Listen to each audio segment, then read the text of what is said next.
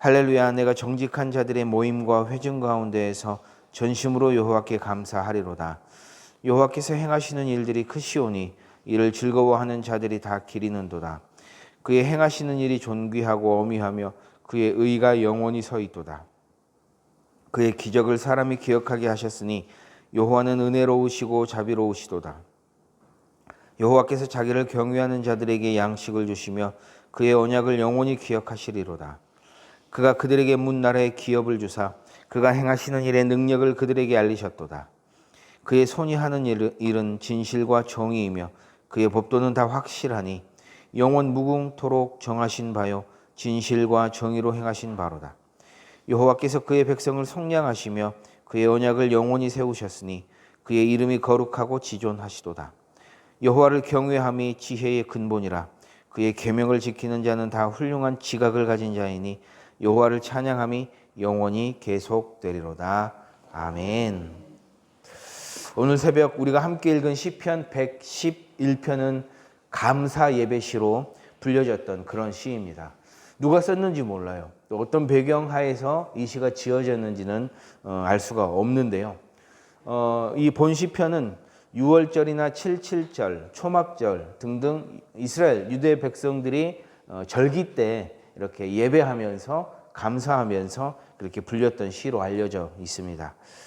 한편 이 시는 그 다음 편인 112편하고 형식이 유사하다는 점을 들어서 비슷하다는 점을 들어서 같은 저자가 이 두 개의 시를 쓰지 않았느냐 이렇게 학자들은 생각을 하고 있어요. 그러니까 두 시편 모두 할렐루야로 시작을 하고 있고 그 다음에 답관체라는 시의 형식을 가지고 있다는 점을 들어서 학자들이 그렇게 생각을 한다는 거예요. 이 답관체라는 게 뭐냐 하면 히브리어 알파벳이 있죠. 알파벳 순서가 있어요. 뭐 A, B, C, D 하듯이 알레, 베트, 김멜, 뭐 달레트 이래가지고 순서가 딱 있단 말이에요. 그러면 그 순서대로 이렇게 시를 지어가는 거예요. 그러니까 쉽게 얘기하면 가나다라로 돼 있으면 가로 시작하는 걸 일행으로 하고 나로 시작하는 걸 이행으로 하고 다로 시작하는 걸 삼행으로 하고 해가지고 쭉 알파벳 순서 따라서 이렇게 시를 지어가는 걸 답관체라고 합니다. 근데 111편이 그렇고 112편이 그래요. 그런데 이제 우리 그 말로 이렇게 번역을 하다 보니까 그게 안 보이는 것 뿐이지 사실 이제 히브리어 원어로 보면 그렇게 되어 있습니다. ABC 그러니까 그 순서대로 쭉 되어 있어요. 그리고 이제 이 답관체 시는 이제 그렇게 되다 보니까 이게 암송하기가 용이하잖아요. 쉽잖아요. 그래서 이게 교육 목적으로도 이 시가 이 두 개의 시가 굉장히 많이 쓰였다고 그렇게 전해지고 있습니다. 이러한 본 시편은 크게 네 부분으로 나눠서 살펴볼 수 있는데요. 1절에서 시인은 택한 백성과 함께 하나님께 감사 찬양의 시를 시작을 합니다. 1절에서 그렇게 시작을 하고 이어서 2절로 4절에서 시인은 하나님께서 행하신 크고 기이한 일들 그리고 하나님의 영원한 의로우심에 대해서 찬양을 합니다. 그리고 5절로 9절에서 시인은 하나님의 언약에 근거한 은혜 그리고 하나님께서 하시는 일과 법도의 진실하심에 대해서 찬양을 합니다. 끝으로 10절에서 하나님을 경외할 것과 하나님께서 명하신 계명을 준수할 것을 권면하면서 시를 마치게 되죠. 이러한 시의 내용을 통해 주시는 하나님의 음성에 귀를 기울이고자 합니다. 먼저 1절에서 5절입니다. 우리 함께 읽겠습니다. 시작. 할렐루야. 정직한 자들의 모임과 회중 가운데에서 전심으로 여호와께 감사하리로다. 여호와께서 행하시는 일들이 크시오니 이를 즐거워하는 자들이 다 기리는도다. 그의 행하시는 일이 존귀하고 어미하며 그의 의가 영원히 서 있도다. 그의 기적을 사람이 기억하게 하셨으니 여호와는 은혜로우시고 자비로우시도다. 여호와께서 자기를 경외하는 자들에게 양식을 주시며 그의 언약을 영원히 기억하시리로다. 아멘. 시인은 하나님께 감사 찬양을 드리면서 정직한 자들의 모임과 회중 가운데에서 그렇게 하겠다고 노래를 하고 있어요. 여기서 정직한 사람들은 어떤 사람들을 말하는 걸까요? 우리가 보통 정직한 사람들 이렇게 하면 거짓 없는 사람들을 먼저 떠올리기 마련입니다. 특히 다른 사람을 속이지 않는 사람, 자기 유익을 위해서 다른 사람에게 거짓을 말하지 않는 사람을 우리는 정직한 사람이다라고 생각을 해요. 물론 틀린 얘기는 아닙니다만 오늘 시인이 말하고 있는 정직은 이러한 어떤 도덕적인 의미를 넘어선 보다 깊은 의미를 가지고 있다는 거예요. 자, 성경을 좀 살펴보면 시편 11편 7절에 가서 보면 정직한 자가 하나님의 얼굴을 배울 것이다 라고 이야기를 하고 있어요. 그리고 112편 4절에 가서 보면 정직한 자가 구원을 얻는다 라고 또 표현을 하고 있고, 잠언 15장 8절에 가서 보면 하나님께서 정직한 자의 기도를 들으신다 라는 이런 표현들을 하고 있습니다. 그러니까 이러한 것들을 종합해서 보자 하면 정직한 자라는 것은 하나님과의 관계 속에서 하나님의 뜻을 따라 삶을 살아가는 사람, 그리고 이를 통해 하나님의 구원과 은혜를 직접 체험한 사람, 이러한 사람들을 우리는 성경에서 이야기하는 정직한 자라고 이야기를 한다라고 말할 수 있겠죠.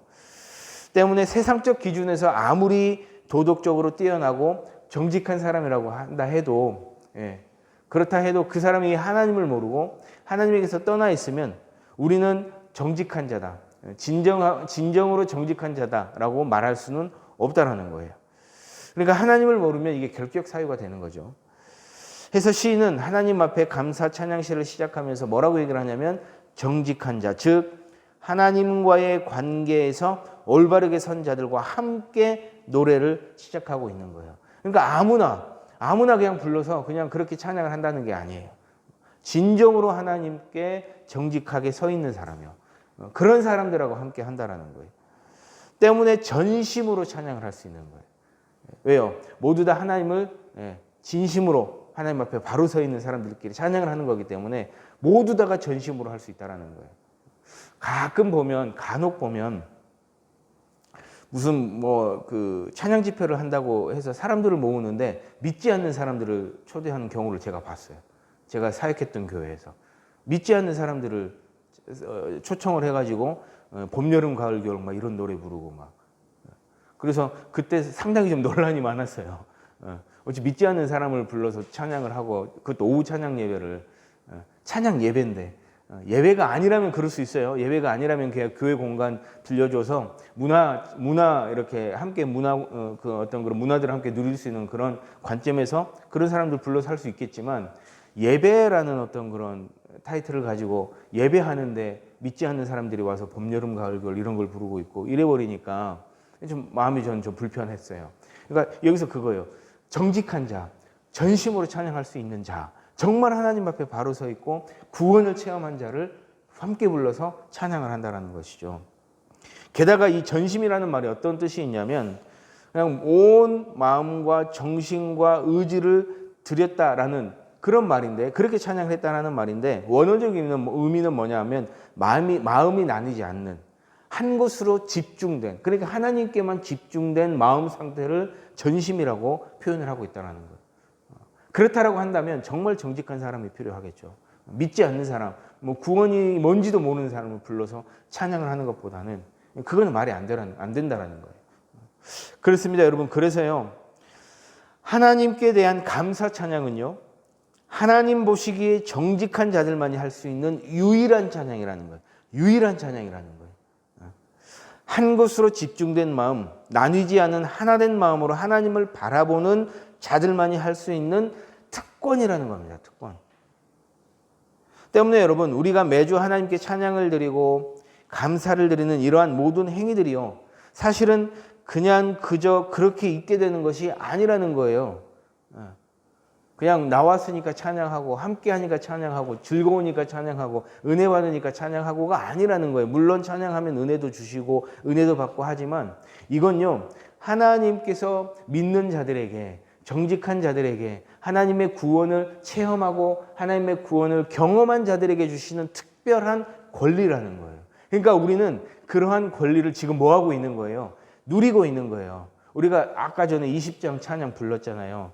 우리는 그 권리를 누리는 거예요. 모르는 사람은 그냥 입만 떨썩떨썩 하는 거예요. 아, 멜로디가 좋네.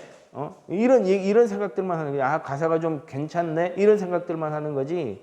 그 이면에 하나님께서 베풀어 주신 구원의 은혜를 함께 누리지는 못한다는 거예요. 그 구원의 은혜, 하나님께서 주시는 자녀로서의 은혜, 그런 은총들, 이런 것들은 찬양 가운데 누릴 수 있는 거는 그거는 우리들만의 특권이라는 거예요. 그 특권을 마음껏 누리셨으면 좋겠어요. 해서 시인은 4절에서 그의 기적을 사람이 기억하게 하셨다 노래하는 거예요. 기억하는 일이에요. 하나님께서 당신의 기적을 백성들이 기억하도록 하셨다라는 거예요. 여러분, 이 시는요, 제가 아까 말씀드렸듯이 각각의 절기에 불려졌던 감사 찬양시요, 또 감사 예배시라고 제가 말씀을 드렸어요. 그러니까 하나님 앞에 예배하며 찬양하며 드렸던 노래라는 거예요. 자, 그렇다라고 한다면 제사하러 나온 이들, 예배하러 나온 이들은 그동안 살았던 삶 혹은 한 주간의 삶 속에서 있었던 모든 것들을 가지고 그 제사의 자리로, 그 예배의 자리로 나왔을 거라고요. 성전으로 나왔을 거라고요. 인생의 거친 광야를 지나면서 지치고 상한 마음으로 성전 문을 열고 예배당의 자리로 나오게 되었다라는 거예요.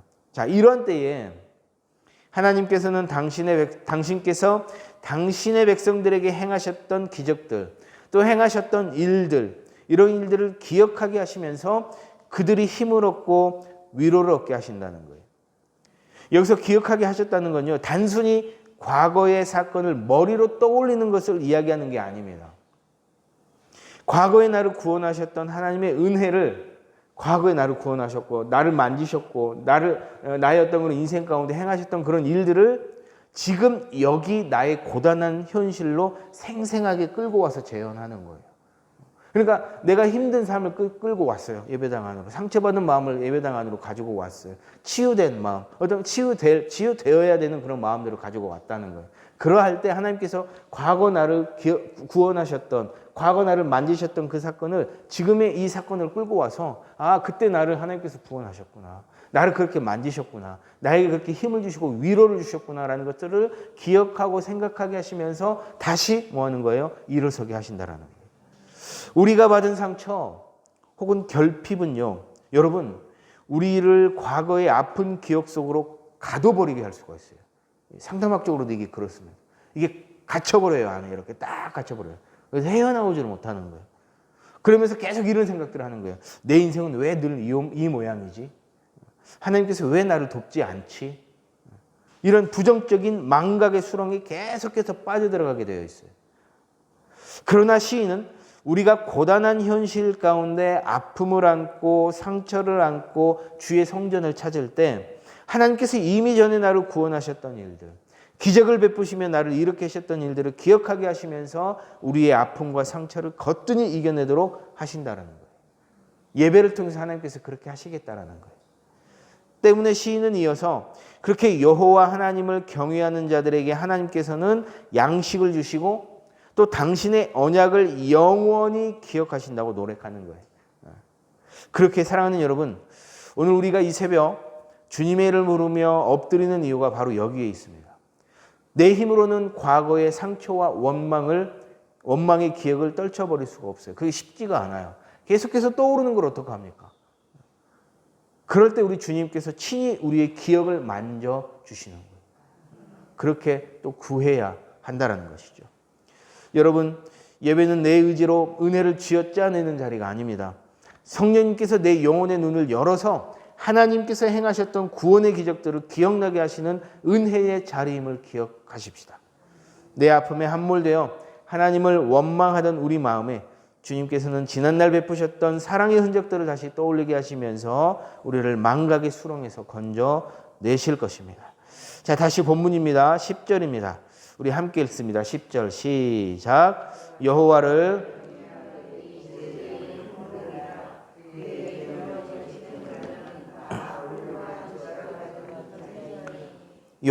찬양함이 영원히 계속되리로다. 아멘. 자, 본절에서 시인은요, 그렇다면 하나님께서 행하신 일을 기억하며 위로를 얻은 성도들이 삶의 현장으로 나아갈 때 붙잡아야 할 것이 무엇이냐는 거예요. 인생의 가장 으뜸되는 원리가 무엇이냐는 거예요. 그걸 지금 노래를 통해서 우리에게 얘기를 해주고 있습니다. 뭡니까? 여호와를 경외함으로 계명을 지키는 거예요. 시인은 이것을 지혜라고 얘기를 하고 있습니다. 아시다시피 오늘날 우리는 정보가 넘쳐나는 세상을 살아가고 있어요. 지식의 홍수 시대를 살아가고 있습니다. 어디 그뿐입니까? 수많은 지식과 정보를 너무나 쉽게 또 빠르게 어디서든 손가락 하나 까딱하면 얻을 수 있는 그런 세상 속에 살아가요. 제가 대학 다닐 때만 해도요, 소논문 하나 쓰려면요, 도서관을 수도 없이 들락거려야 했어요. 거기 있으니까 그때는 뭐 네이버니 뭐니 이런 게 없었어요. 야후 뭐 좀 그 정도 있었는데 막 정보가 그렇게 많지가 않았단 말이에요. 찾을 줄도 몰랐고. 그리고 뭐 뭔가를 좀 원하는 자료를 찾으려면 도서관 가가지고 뭐 책을 얼마나 봐야 되는지 몰랐어요. 이렇게 이 책도 꺼내서 보고 저 책도 꺼내서 보고 그렇게 해서 정보를 찾았어요. 근데 요즘은요, 도서관 갈 필요 없어요. 도서관 갈 필요 없어요. 여기 가만히 앉아서 서울에 있는 제가 나온 대학교 거기 홈페이지 들어가가지고 전부 다 가져올 수 있어요. 또 이제 이게 연결이 돼가지고 다 무료로 이렇게, 심지어는 미국에 있는 대학에 있는 논문들까지 전부 다 가지고 올 수 있고, 그거를 AI한테 물으면 전부 다 우리말로 번역해가지고 요약까지 해줘요. 요즘 그런 세상에 살아가는 거예요. 그러한 시대를 우리가 살아간다는 거예요. 그런데 여러분, 그러한 시대를 살아감에도 불구하고 수많은 현대인들은요, 여전히 삶의 방향을 잃고 살아가는 것 같아요. 수많은 지식들이, 수많은 정보들이 이런저런 삶의 방향들을 알려주고 이렇게 살고 저렇게 살면 행복하다라고 알려주는데도 불구하고 그들은 여전히 불안해하고 방황해하는 것 같아요. 왜입니까? 그들에게는요, 삶의 진정한 지혜가 없기 때문에 그렇습니다. 오늘 성경에서 말하는 진정한 지혜, 하나님을 하나님으로 인정하고 그분 앞에 엎드리는 거룩한 두려움, 경외죠. 거룩한 두려움. 여호와 하나님을 경외하는 것에서 시작되는 그 지혜를 알지 못하기 때문에 그들은 수많은 정보 가운데서 헤어나오지 못하는 거예요. 수많은 지식 가운데서 헤어나오지 못하는 거예요. 여전히 불안한 가운데, 여전히 행복을 누리지 못하고 삶을 살아가는 것이죠. 사랑하는 여러분, 오늘 시인의 고백처럼 여호와를 경외하는 것이 지혜의 근본임을 믿으시기를 바랍니다. 때문에 하나님을 경외하는 자만이 삶의 우선순위를 바로잡을 수 있는 거예요. 왜요? 지혜. 그 지혜는 어디서부터 나오니까? 바로 그 근본이신 여호와로부터 나오는 것이기 때문에 우리가 그 지혜를 붙잡으면, 하나님으로부터 나오는 지혜를 붙잡게 되면 우리는 삶의 우선순위를 바로잡을 수 있는 거예요. 인생의 거센 풍랑 속에서도 결코 흔들리지 않고 견고하게 삶의 자리를 지켜나갈 수 있다는 겁니다. 때문에 진정한 지혜를 붙들고 살아가는 이들에게는요, 세상의 불안이 큰 문제가 되지 않아요. 불안이 없다라는 게 아니에요. 원망이 없다라는 게 아니에요. 무서움이 없다라는 게 아니고 두려움이 없다라는 게 아니에요. 두려움이 있습니다. 불안이 있어요. 그러나 그것을 뭐 할 수 있는 거예요? 거뜬히 이겨낼 수 있는 거예요. 별 문제가 아닌 거예요. 방황할 수 있으나 금세 길을 찾고 돌아오게 된다는 거예요. 이것이 진정한 지혜가 주는, 지혜의 근본 되시는 여호와 하나님이 주시는 힘이요 능력임을 믿으시길 바랍니다. 그런데 시인은요, 여기서 멈추지 않아요. 하나님을 경외하는 진정한 지혜는 반드시 삶의 실천으로 증명되어야 한다고 이어서 계속해서 노래하는 겁니다. 그의 계명을 뭐 하는 자? 지키는 자가 되어야 한다는 거예요. 그렇습니다, 여러분. 하나님을 경외하는 영성은요, 골방에 들어가 명상하는 것만으로는 아니 됩니다. 물론 골방의 영성도 매우 중요합니다. 하나님 앞에 개인적으로 기도하는 것도 굉장히 중요한 영성이에요. 그러나 그것만으로 머물려 버려서는 안 된다라는 거예요. 오늘 나에게 주신 말씀, 그 말씀을 들고 고단한 나의 삶의 현장, 이웃의 삶의 현장 가운데 묵묵히 순종하는 어떤 그런 삶을 통해서 살아내야 된다라는 겁니다. 그렇게 주신 말씀 붙들어 안고 살아가는 자에게 우리 하나님 오늘 본문의 말씀처럼 뭘 주시냐면 훌륭한 지각을 주신다. 훌륭한 지각이란 뭐냐 하면요, 세상의 꾀나 요령이 아닙니다. 다들 아실 거예요. 그런 걸 얘기하는 게 아니에요. 이건 하나님께서 주시는, 우리에게 주시는 거룩한 통찰력이에요. 통찰력. 여러분들 다 경험하시잖아요. 어느 순간순간마다 하나님께서 어떤 그런 통찰력을 발휘하게 하셔서 보게 하시는 거예요. 뭐가 거룩한 것인지, 뭐가 속된 것인지, 뭐가 하나님께서 원하시는 것이고, 뭐가 하나님께서 싫어하시는 것인지, 순간순간 어떤 그런 것들 분별해내는 힘을 주시고 능력을 주신다는 거예요. 그렇습니다. 그렇게 내 생각과 내 경험을 내려놓고 주님의 말씀에 순종의 발걸음을 내딛는 순간 성령님께서 우리의 눈을 여셔서 인생의 엉킨 실타래를 풀 수 있는 분별력, 훌륭한 지각을 갖게 하시는 것입니다. 때문에 사랑하는 여러분, 바라기는 오늘 하루 세상의 지혜를 구하는 것이 아니라 하나님을 경외하는 마음을 구하시기를 바랍니다. 오늘 하루 내게 주어지는 삶의 자리에서 하나님의 계명을 붙들어 안고 단 한 걸음이라도 여러분 순종해내는 삶을 살아가 보시기를 바랍니다. 그럴 때에 우리 주님께서 여러분의 걸음걸음마다 훌륭한 지각을 더하셔서 세상을 이기고 승리하는 가장 복된 길로 인도해 주실 것입니다. 이 시간 말씀 붙들고 기도의 자리로 함께 나아가겠습니다.